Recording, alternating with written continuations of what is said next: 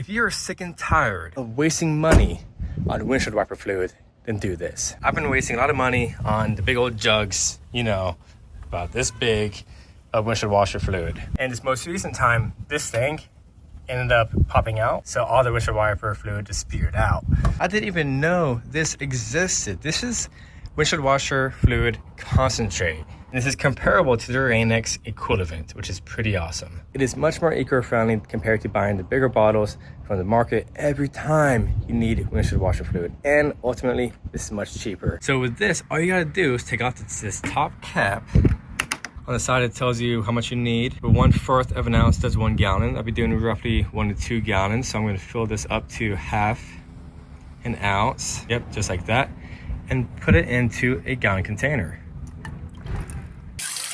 Pop this open and pour your mix in. Pretty straightforward.